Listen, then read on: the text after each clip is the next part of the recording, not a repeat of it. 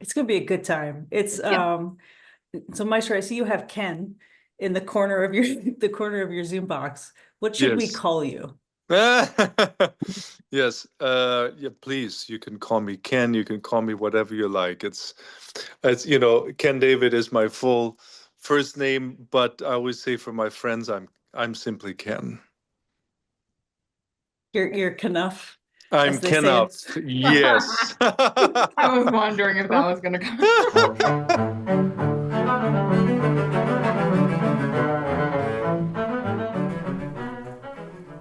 Hi everyone, welcome to OSA Backstage.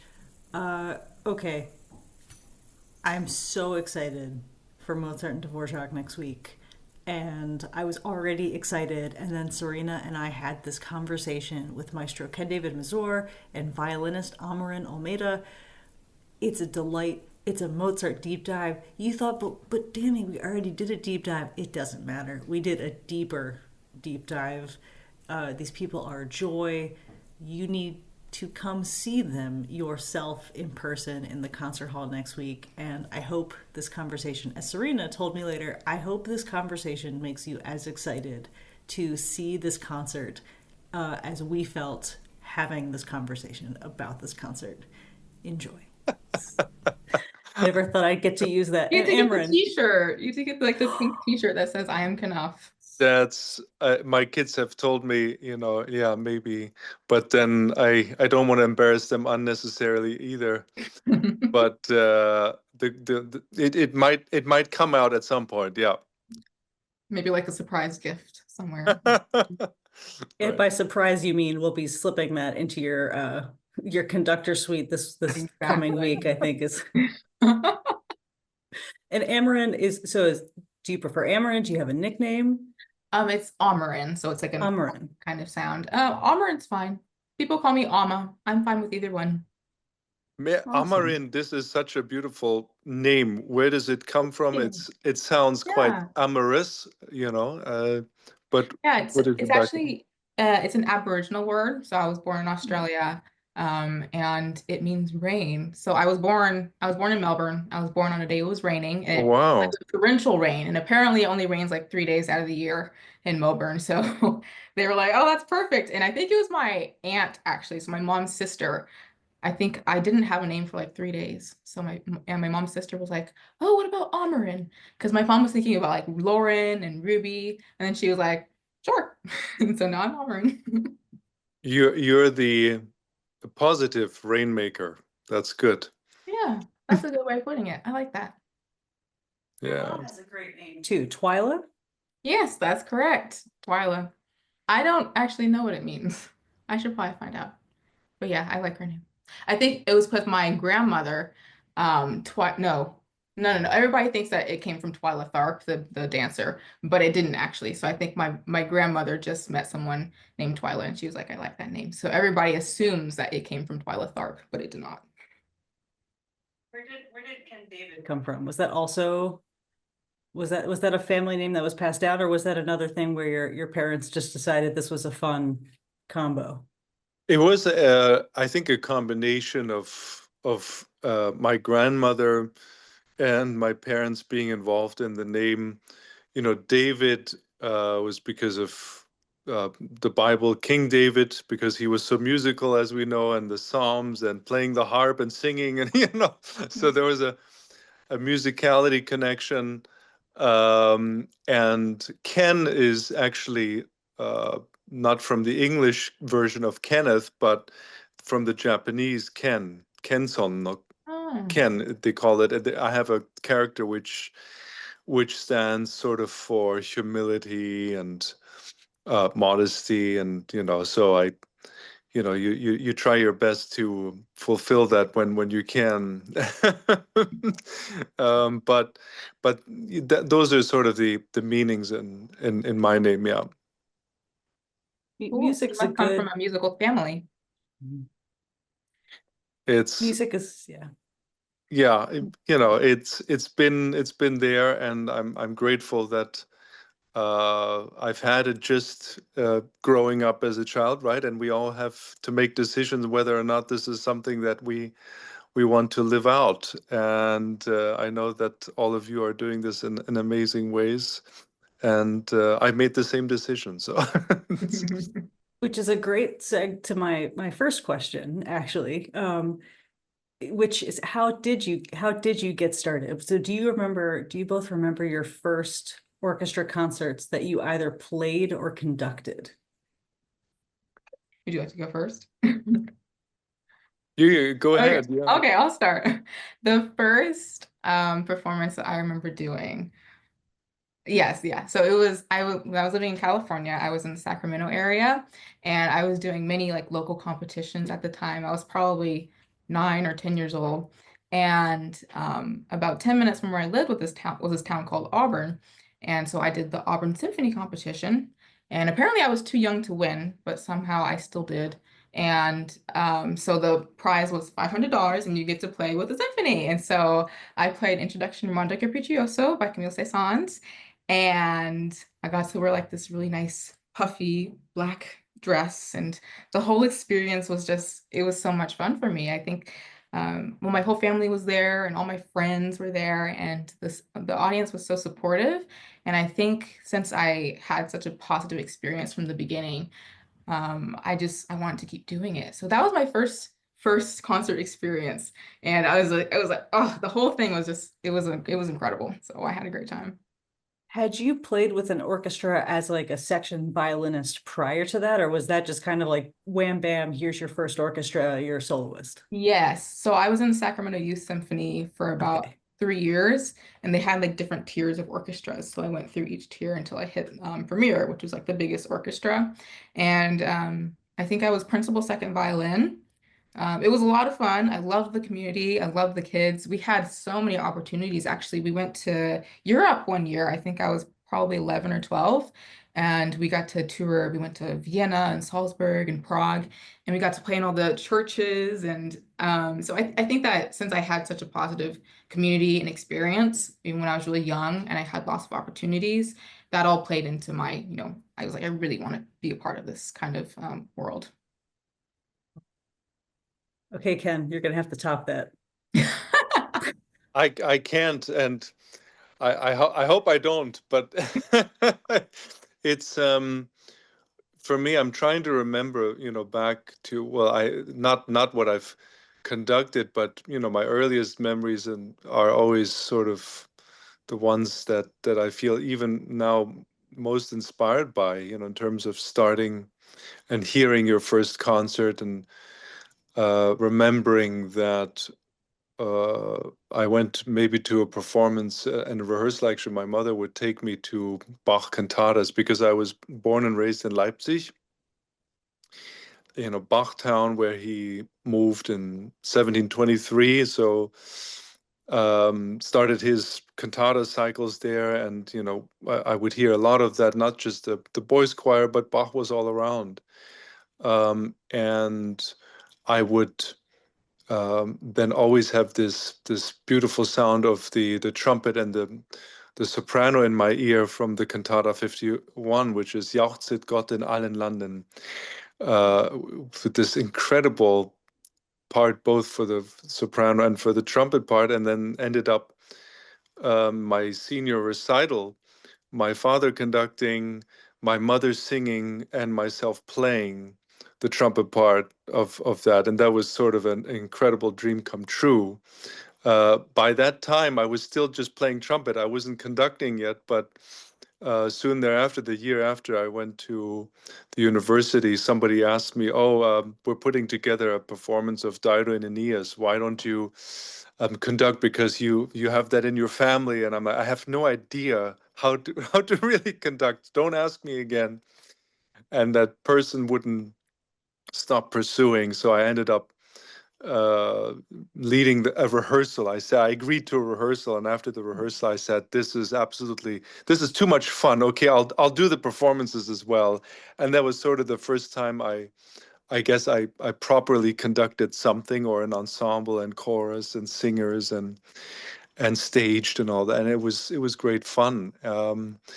But the other first memory I have, actually, it was connecting with the whole violin uh, kind of thread here that we have with Amaryn, is one of my favorite concertos written for the instrument by Brahms, but not the Brahms violin concerto, but it's actually the double concerto for violin and cello. And my mother would often tell me that I would come home in kindergarten whistling the theme from the final movement Oh, of that's the great. double concerto. So that's sort of my orchestral memory, my first memory I had. And back then, it was just a nice theme. I guess I was 5 or whatever, 4 years old, and just whistling that theme because it's such a happy theme, even though it's in minor, which is one of those things you don't know any better. You're just jumping and dancing to A, and it's actually a minor key.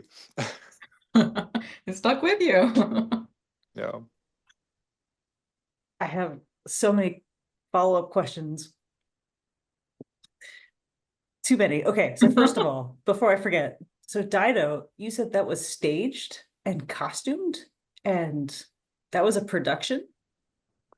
Well, it was sort of a student, I studied at a not the conservatory. I went to Columbia University, and these kinds of productions were done by just students who wanted to get together, and not all of them were music students, and they would throw people together, and somebody would have an idea, and yeah, it was people from philosophy students, medical students, teachers college students, and you know and it was so much fun, and they came together, and that's all they thought about, all day long, if they didn't have to sit in class. And then we would come together and put this and I mean, it's a manageable, if you think about it in terms of the operatic repertoire, it's a more manageable thing to put together. You don't need huge forces.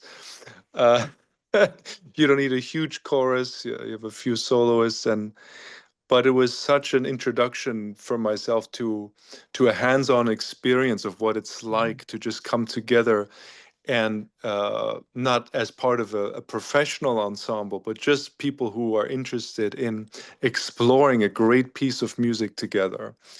And because I have a history in the family, almost everybody in my family being in sort of the professional music world, something that I couldn't imagine at the time. I really felt this is not for me.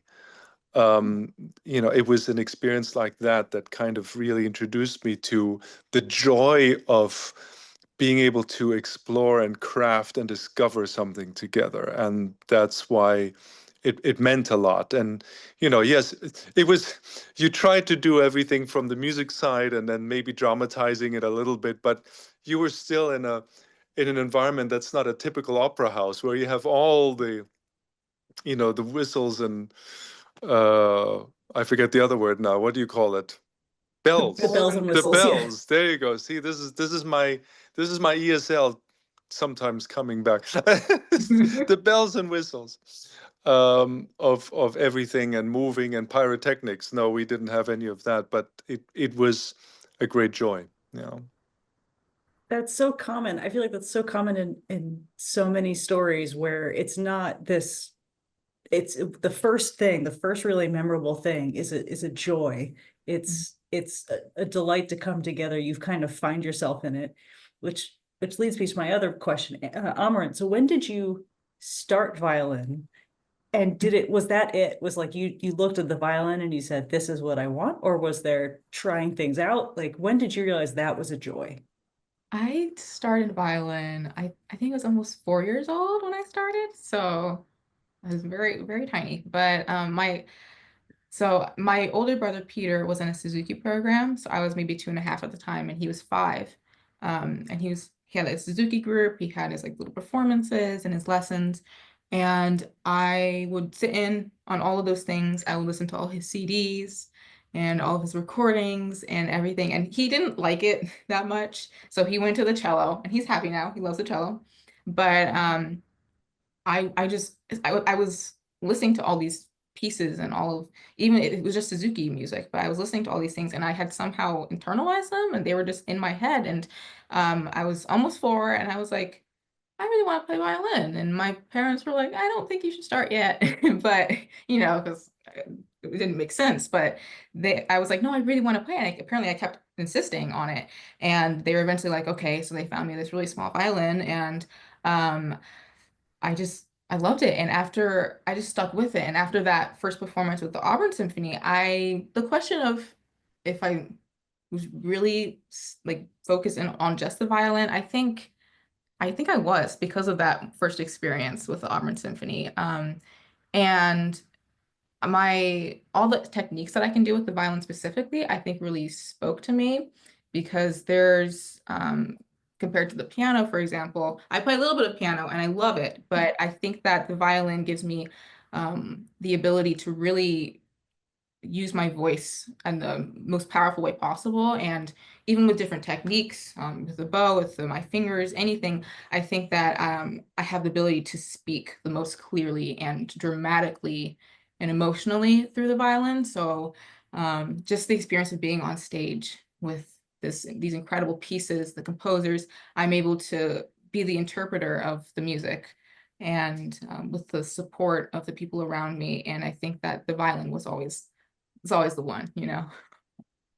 That's so cool. You can be your most your most true Exactly. Yeah, self with the violin. exactly. So Ken, did you feel that way? So after Dido, is that how the podium felt after that moment, that you had found your true you? Because between voice and trumpet and now starting conducting. I don't think it. If the question is, did I then want to only do that at this eureka moment? No, it wasn't like that for me. I think that my path was a little more questioning. I think the reason is, I think when you're in a family where, you know, you have a lot of that, and my siblings and parents and relatives are, on many levels and involved in sort of the opera or the music side of things, and you've witnessed that. For me at least, it was something that I questioned, whether I was both good enough or whether I loved it. But from that point on, I I knew that already. I can't live without sort of being close to music somehow, and then having had that experience of um, crafting together and being in a community that really strives for this, to kind of bring everything together to this culmination of a performance, certainly was something special. Even though I had, as a child, done many performances, both as a trumpet player in orchestras or ensembles, but also in the chorus. I grew up in the Gewandhaus Children's Chorus, so I had grown up singing a lot. In fact, I what Amaryn described, even with Suzuki, but the fact that you kind of do chamber music in a way, or you play for people, is something that I only did rarely, because I had piano class growing up, and I played a little violin, which by the way, I loved for as long as I played it when I was very young, but never to that level, to that extent. And you always wished you had more chamber music in the family. But I had mostly singers. My sister's a singer, my mother's a singer. Um, Even though my parents met when my mother was still playing viola and violin. Um, and you had a lot of conductors and percussionists in the family. So my brothers and my father. So, but no real chamber music. And so this experience, first with a larger ensemble, with chorus and orchestra, was something special. And then I felt I want to get closer to my language. So I thought maybe I should go back to Germany after my time in New York, to use the study of voice, and study of choral conducting and uh, that direction, to become even more familiarized with my German side. So with the language side and with the poetry, that I felt I was not understanding everything that I've wanted to. So I went into the study of that. while at the same time also being interested in sort of my Japanese mother's side of the family. You know, I was, I guess, going through sort of an identity finding time of how much am I of any of these worlds, and how much do I appreciate and want to understand. And that was a really valuable time because I spent an entire summer studying Japanese traditional music. And I told my parents for 3 months, I'm going to leave everything I know about Western music behind. Wow. Yeah, because the tuning system and everything is completely different. And I would compose for the Japanese ensembles, and I would think that way, and I would read, of course, completely different types of music. But um, it opened up a whole new appreciation, not just for Japanese music, but for world music, if you will, and also composers who were writing and who are now writing, to unify the two worlds, if you will, which is happening more, and I'm very happy to see it's happening more now than it was already back then. And so all of these directions anyway brought me to this point of saying to myself, perhaps as an interpreter, how can I be of most help? Um, and even though I loved, you know, composing at some point in my life, and then playing instruments and singing and doing all of that, as a conductor, I felt I could be of more help, and be an interpreter, be a uh, somebody who can not just support but initiate, encourage, collaborate, and yeah, find the dialogue that way. And that's where I found my is sort of my sweet spot, or where I find myself sort of in the element. Yeah. Music is service in so many ways. That's what it should be when you when you leave the people who come into the hall. I think there was a very famous speech, I think by a dean of college music in Boston somewhere at some point. My parents made sure to send it to me when I was going to school, and it was essentially, no, you're not doctors, no, you're not engineers, but people are going to come into this hall and they're going to need something from you, and the best thing you can do is give it to them, like give them this joy and this beauty or whatever they're looking for, so that they can leave better than they came in. Mm-hmm. Yeah, I totally. I feel like that's our jobs as the musicians is you find where you feel most comfortable, and then you're their interpreter. You're like the person who bridges the gap, because I believe that when you have the audience that goes into the concert hall, there shouldn't be a gap, between the performer and like the audience members, because you're there because of them and they're there for you. So it's like it's all about being there for each other, and it's a receive and take, and it's like this back and forth. So I think you guys are both totally right in that sense of like we're giving to them. Yeah, So and how, go ahead. oh no, I'm just saying, yeah, Amaryn is completely right in this dynamic that she's talking about. The that we are feeding off of this energy also, right? The whole aspect of live music, and that's sort of the question that's often asked is, we have so many ways of consuming. Some people have said consuming music, which I don't like that word. It really is a mutual experience, and and we know, for those of us who've had the opportunity to be just in a room together live, even just as listeners, not as performers, but as listeners, as those who experience. It's so important for us to have that, because we know, as people who were in the audience first, what we took away. And Mhm. now, as performers, we want to reciprocate that in some way. And we want to tell more people, maybe even especially those who are listening to us talking about this, who've never been to a concert, to say it is something that's going to completely change you. Not because of us necessarily, but because of the spirit that we try to um, bring out from the music, because we understand ourselves as chefs in the kitchen somewhat, in trying to figure out, okay, yes, there's a recipe that's there, Mhm. but with your own personality, with the way in which that you breathe and touch and feel and smell and taste before anybody else does, is what we want to create an amazing meal for everybody to enjoy. And in some ways, and this is something we deal with a lot, Amaryn, right? Is we are in service of composers who've been long dead. We are Yes, also in that exactly. regard, we are advocates for people who can't speak out for themselves. So we try to really bring back this extraordinary piece and this experience that they knew is Yes, going to bring an amazing joy, right? exactly, exactly. I couldn't put it any better than that. So speaking of, you've got two works by Mozart on this program and Dvorak's tremendous Sixth Symphony on the second half. So Amaryn, I'm going to start with you. How do we bridge that gap with Mozart?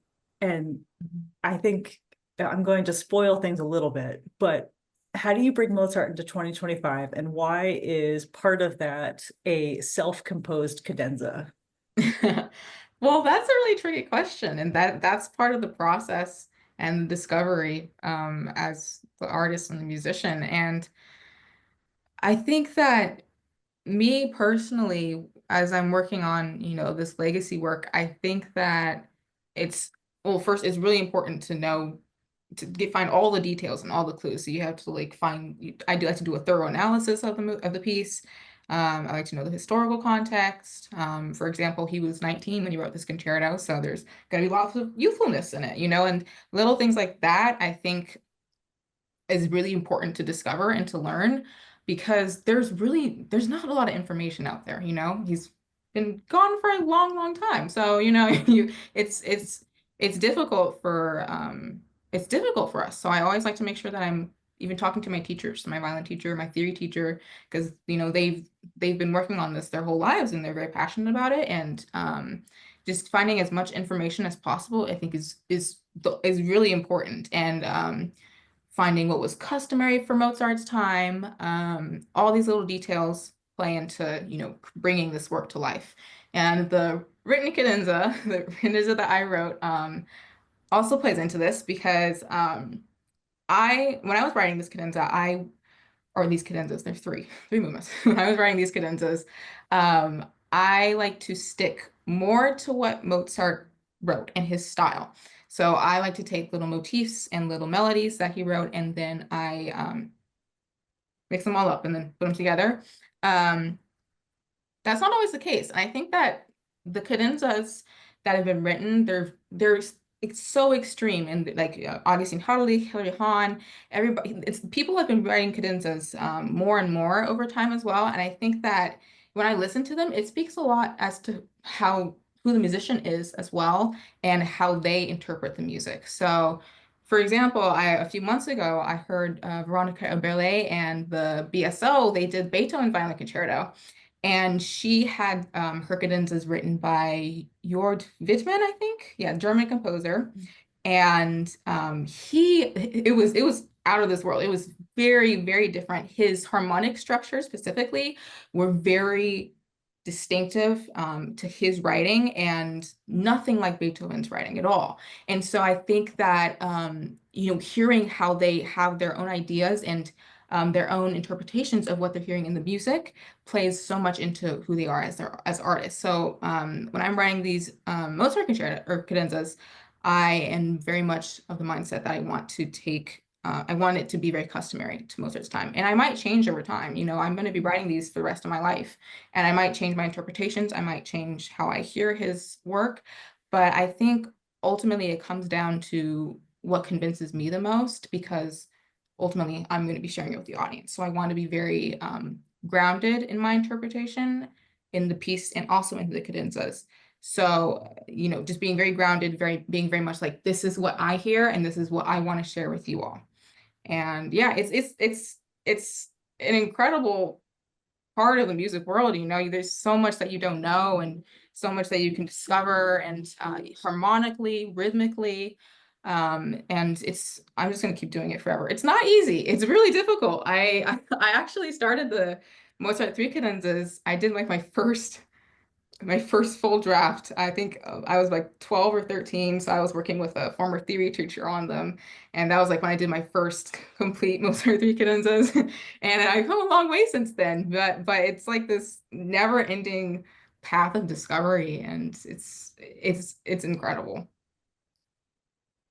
Which I feel like that's how it should be, right? Like every time you return to something, it shouldn't just be like dusting it off and okay, Exactly. we'll do it the same. So okay, so Ken, so a Mozart symphony versus a Mozart concerto. What's your mindset like shifting from one to the other? Well, I guess in some respect, maybe first, I hope it doesn't. um, because uh, and let me explain. I think the reason is that we as musicians, uh, well, depending on our background, we have but I think most we would say have a great deal, sometimes maybe even too much respect for, as Amaryn actually just called it, legacy, not just concerto, but legacy repertoire.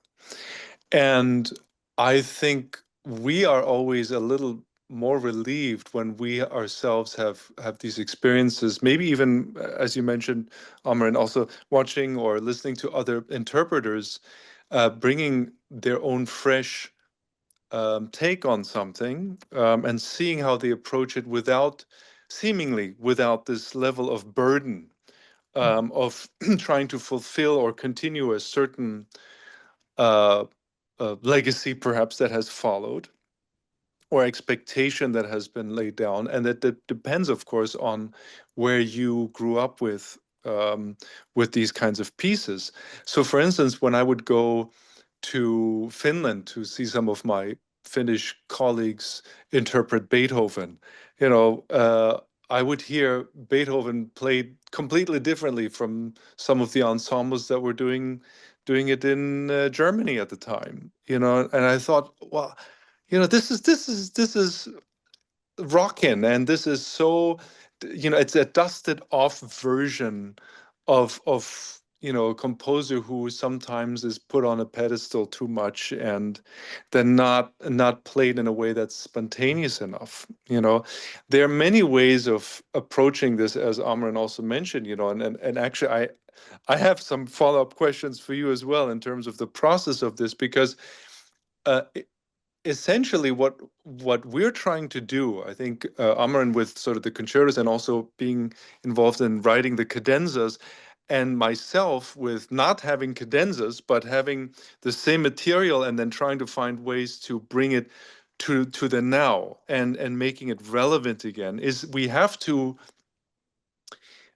look at what is the best way of honoring these stories, or the lines and the messages inside this music.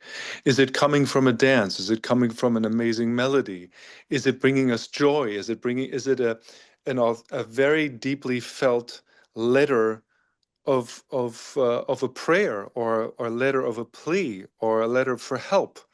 And it's these kinds of sentiments that we first have to be able to identify with on a personal level before we can bring it out.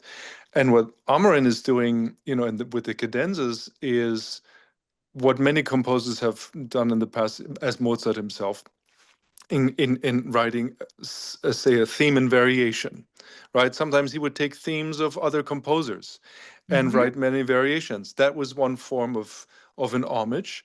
Amarin is continuing of course, a tradition that has been there since Mozart's time and before his time, of personalizing something that is written, or that connects with and that plays off of a theme. Sometimes, Mozart would call out to the audience, "Give me a theme," or "Sing me a theme," and then do his 15-minute improvisation. And of Improv, course, yeah. yeah, right. And many other composers thereafter would do the same. So this was something of a trend to show off, of course, but also just to have fun, and be spontaneous. And I think Amaryn, my question to you is basically, you will probably have thought about, well, do I want this to be playful? Do I want this to sound spontaneous? Or do I want this to be something that is much more calculated, right? I mean, you had to ask yourself probably all these questions. Absolutely. I think that, like I already said earlier, he was 19. So I think that one of the main things that I like to draw from the piece is the youthfulness and the energetic lines and harmonies. And in the cadenza, there is one moment where I take one of his motifs and I actually change it. So instead of it being a bright, happy theme, I make it in minor. And that happened kind of spontaneously. I just took it and I was like, oh, I can change this and I can twist this in a way that people will be like, wait, wasn't it something different in the piece, you know? And so it gets them thinking and it makes them discover something new.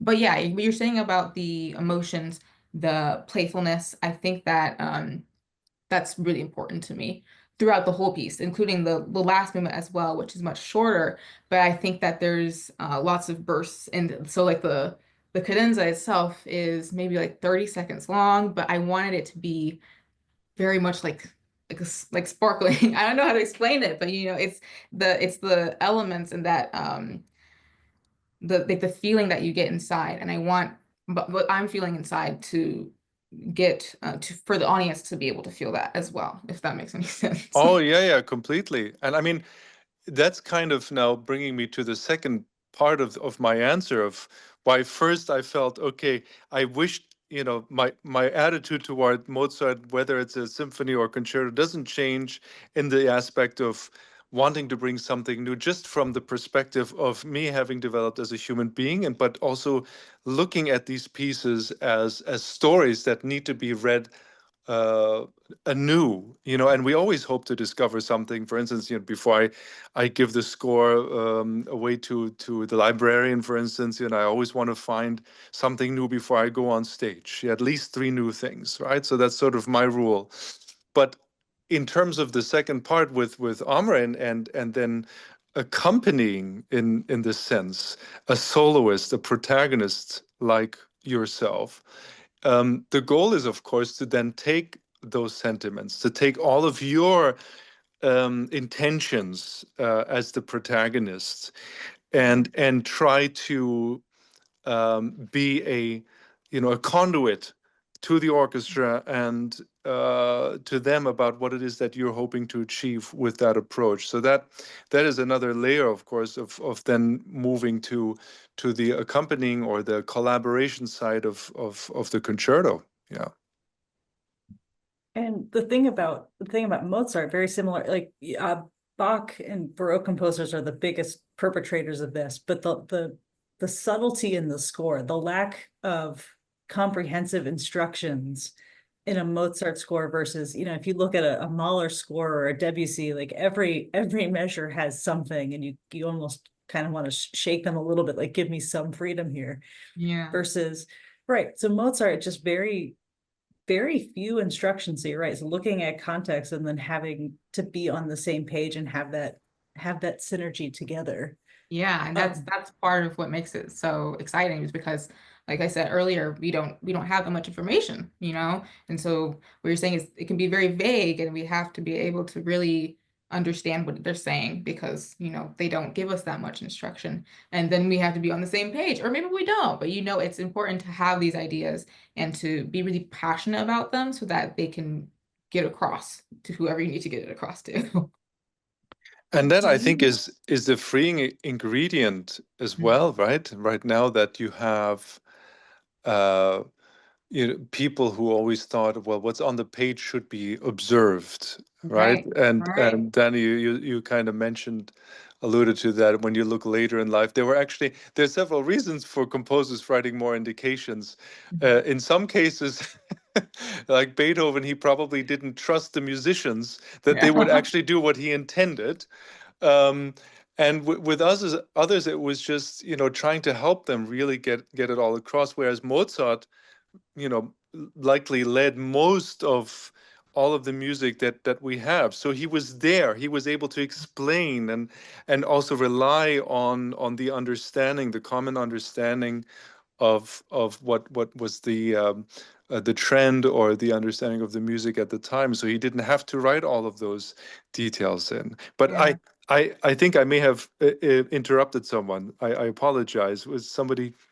No, I think that's great. It's just you're right. It did not occur to me that Mozart would be in charge, but then you have the slight not problem of, well, if Mozart's not there, what happens then? And I Yeah. guess you get into these situations where you get to be your own Mozart, if you will. Exactly. BYOM. Yeah. I'm sure you guys I'm know what I mean when sometimes you're like, I just want to like text them and be like, what do you mean? You know, like you'll get that moment like with Beethoven or something, even with Mozart, and you're just like, I want to just send them an email, but you can't. But I mean, that also gives you the freedom to be really creative and expressive. But one thing, I know we're just going on about this, but one thing I do want to add is that for contemporary works, um, we do have the opportunity to jump on Zoom with them and talk to them and ask them what they meant by something emotionally or technically. Um, but the thing is, one composer who I did work with at Carnegie Hall was Carlos Simon, and he didn't have that many markings in his piece, and so he was at the rehearsal, and I was on stage, and I was doing this piece that he wrote called Between Worlds for solo violin, and so he was in the audience, and I played through it, and I was like, "How does it sound?" He's like, "It's great," and then I was like, "Okay," and I like showed him the score, and I was like, "So what did you mean by this?" And he was like, "Oh, I meant I just wanted that to be a really dramatic push and pull." And I was like, "Well, what about this?" He's like, "It's up to you." And I was like, "Oh, okay." And then he kept saying, "It's up to you." He's like, "You play it so you bring it to life." He's like, "I just write it down on paper." And not all contemporary composers are like that, but I think that in terms of Mozart, he's giving you the freedom and the space to, what has he said, bring it to life. So I think that that's something that's really interesting as well. Serena, For it looked like you sure. had a question. So I wanted to. Um, no, just I guess Mozart wrote so many operas, and I've met a lot of people who kind of have this idea of you can't separate Mozart and opera and kind of take on the perspective of um all of Mozart's writing is operatic, including his symphonies, his concerto, all that kind of thing.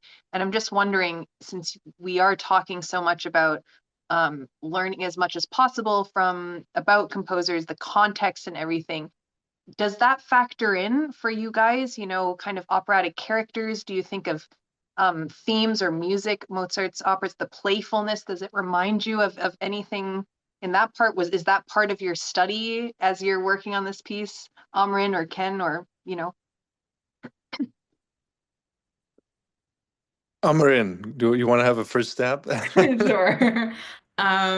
Yes. So I think when I watch Mozart operas, and then I work on the concerto, I think one of the things that I like to apply is the elements of just the dramatic sense of it. Like for example, Magic Flute is like the most insane, dramatic, ridiculous story ever. And I think that sometimes in the concertos, people seem to think that it has to be not stoic, but more stately in a way. And I think that I like to apply that ridiculousness, maybe. Maybe ridiculous is not a good word, but that I mean, element of, Serena and I were talking about Mozart. Mozart is like one big inside joke at all right, times. yeah, like that playfulness that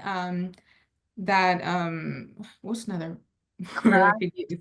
Yeah, yeah. Like in there's a theme that goes dun dun dun dun dun dun dun, dun, dun, dun, and there's two voices as well, and sometimes there's three voices. And I think that also that sense of singing, I like to apply that as well. And I like to have, there's one character, she's, light, she's young, she's nice. And then there's like a deeper character who's like her father or something. So just taking those elements of the singing, the dramatic elements as well, I think that that is something that brings the piece to life. And that is something that I really enjoy about playing the concerto, is that I get to be in the moment and I get to like think about the storyline that I want to convey and those kinds of things. Oh, for sure. And Yes, there are connections in of course, the study that all of these composers I think had growing up that is similar in some ways in that period also of creating, regardless of what movement or what kind of piece you write, or even what kind of movement in a symphony, even if the movements themselves are contrasting, that within a movement you want to have themes that are contrasting, right? So if you take your sonata form, it's based on as we learned, the two contrasting themes, and then there's development, which is basically creating conflict. And Yes. I'm looking over homework that my 12-year-old daughter is going through in terms of writing a good story, and I'm seeing all of these parallels, of course, in terms of musical stories, and why we, depending on or regardless of what kind of format and language, if it's the language of music or English or German, whatever it is, that we are wired similarly in terms of what makes a good story. That you have characters introduced, which are the themes, that you have some kind of conversation, but then also conflict, which needs resolution, so that we can feel like, oh, we went through something, but thank goodness it was either just a bad dream, or I learned something new, and now I come through, as you mentioned, Dani, on the other side with having learned something about Right. myself or about the world around me. And with Mozart, you certainly have that in every piece, in every movement, because and this is something, Amaryn, you mentioned very often. There is something about Mozart that is maybe easier to grasp than many other composers, which is he doesn't take himself too seriously. The music is a way of celebrating the life and the difficulties of life as well. It's not just beauty of flourishes, but underneath there always seems to be a layer that is covered up, that is somewhat tragic. And we know from the great comedic stories or great comedians, they were so good at telling jokes, and they were so good at making us laugh, but underneath there was something that was being suppressed, that needed to come to the surface occasionally. And the great composers like Mozart and Dvorak and Brahms and others found a way to not cover them up, but become vulnerable to a level that makes us all fall in love with them, and also be able to identify with their stories. So speaking of Dvorak quickly, there is this feeling of these two composers are separated by about 100 years.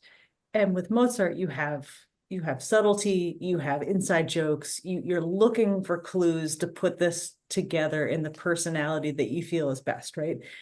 But Dvorak, you start and it already feels well lived. It's like you're stepping into shoes that someone has broken in for you, and you already know exactly what kind of story you're in. Frankly, he just has that very like established, it's not academic at all, and I love both of them.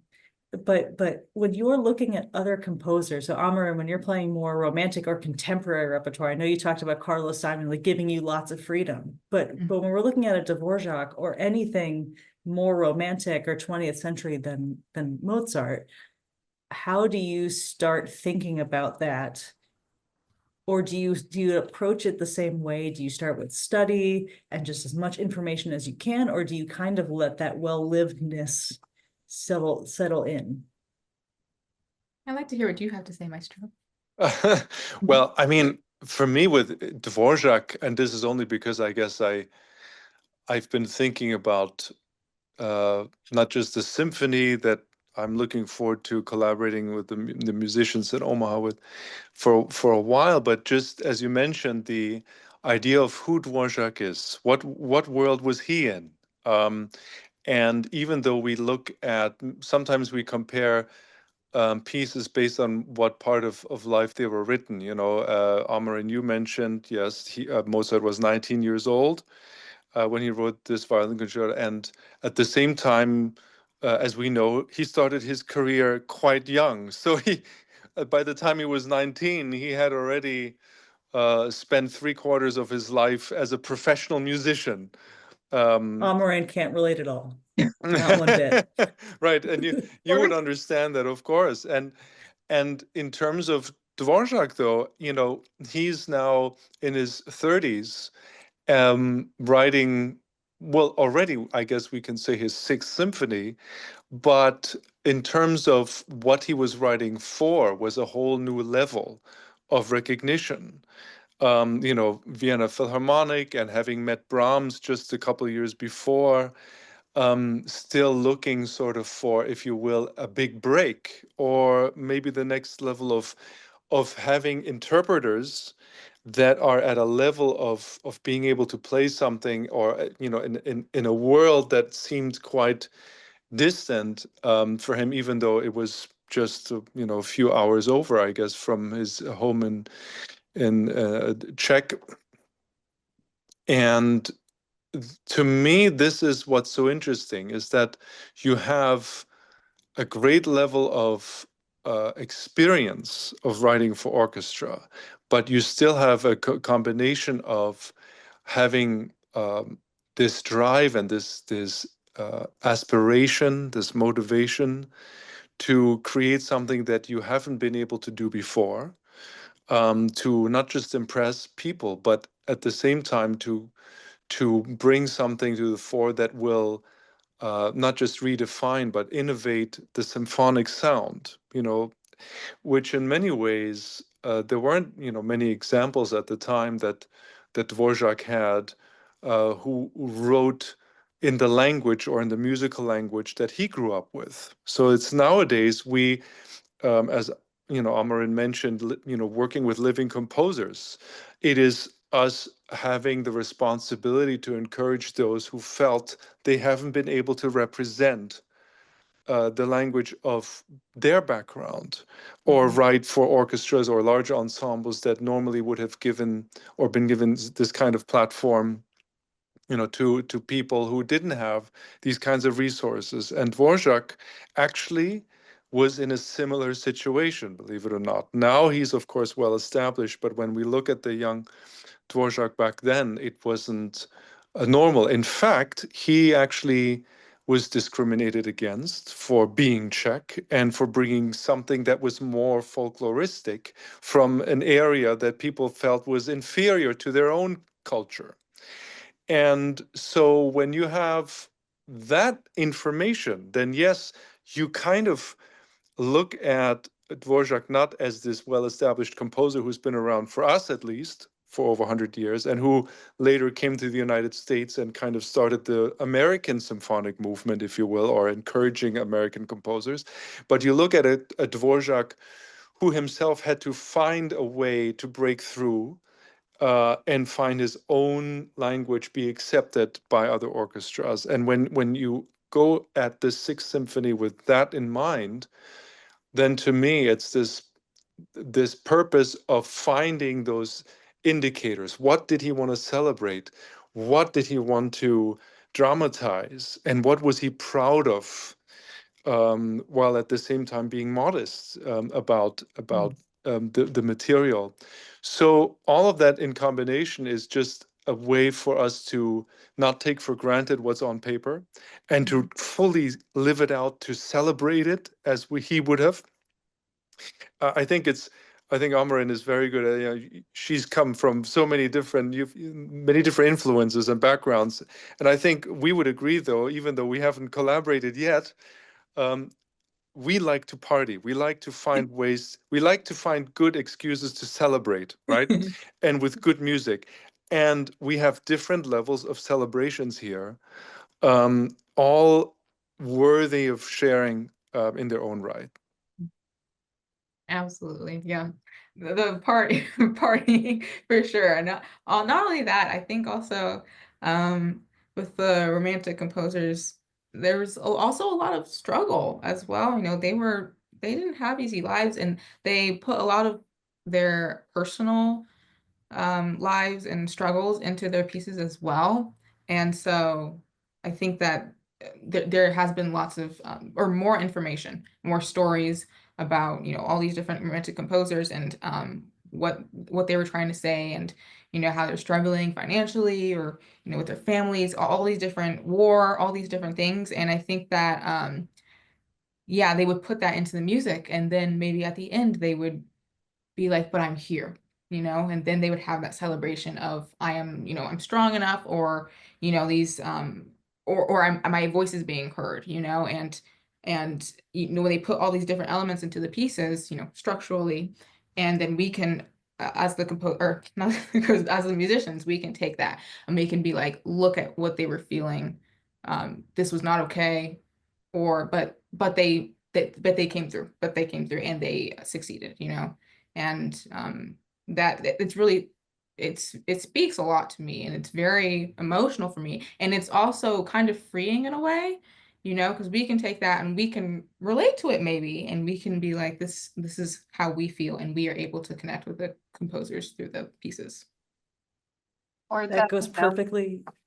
No, but I mean, just the last thought on that people throughout through the hundreds of years have all struggled with something or the same thing, and that will always be relevant to us. Yeah. Yeah. It goes perfectly also to what we were all saying at the beginning, which is music is service, and we are lucky to be able to be the interpreters and to bridge that gap between us, us on stage and everyone in the audience who comes to, however they come into that hall, to leave better and to leave transformed, hopefully. And time passes way too quickly with all of you. So I want to ask something fun for our last question. It was not on the questions I gave you, so hopefully this will be a good surprise. But Okay. out of all the things you two have gotten to do, what is one instrument that if you got the chance to try it, you had 30 minutes, no consequences, what is that instrument? Oh my gosh. I don't know. I would say piano, just like in my living room. I can't really play piano. I can play like three pieces and I will play them repeatedly, like nonstop, really heavy and dramatically. Nice. So I would say piano. I would love to be able to like just play a Rachmaninoff piano concerto perfectly, or singing. I think being an opera singer. I just analyzed the Queen of the Night aria actually with my theory teacher last week, and it's been stuck in my head nonstop. And I'm watching all the famous recordings from like the Royal Opera House, and I think being able to like sing that like so dramatically with the whole costume and all the makeup and everything, that would be like an unreal experience. So maybe that. I don't know. That's a great question though. You should put that aria into one of your next Mozart cadenzas whenever That you would be revise it. so cool. What if I took like the very famous and just like put that in there somewhere? That would be Yep. really cool. Mm-hmm. All And right, hey, that's what Ken. Mozart did. That's what all the composers did. They borrowed. Begged, Great borrowed, and idea. stole. Well, I have to say that this is a fun instrument I actually haven't been able to play, but that has a connection to Omaha, to one of my favorite Omaha stories when I was there, and that is uh, the bagpipes. Uh, because when I was there for one of the programs I did, the Mendelssohn Scottish Symphony, I remember that there was this, I believe it was a street musician who played Yep. who played the bagpipes and played the excerpt, the melody from the Scottish Symphony on the street before the concert. And I went up to him and I invited him to the concert, and I think he actually came. um, but that was a meeting of two worlds, and I but now I have to follow that up with actually that would be my answer. I would say I've always wanted to learn how to play the bagpipes. I never did. I never have even touched the instruments. But it could be so much fun, and I just always loved the sound growing up from afar, and spent some time visiting England, but even on recordings, I just couldn't get enough of it, even though they're super loud. But so that's my Omaha and my wish instrument connection right there. Oh, that's an amazing story. I love that. We can't beat that, can't beat it. That's perfect. We will end there. Thank you so much. Thank you both so much. We are so looking forward to having you in Omaha and seeing you next week. Thank you. Oh, thank you. Thank This you was all. absolutely wonderful. It was so nice to meet you all. And I'm really, really looking forward to the concert. It's going to be incredible. Same here, Amaryn and everyone. Nice to see you and see you soon. See you soon. Thank you again. Bye.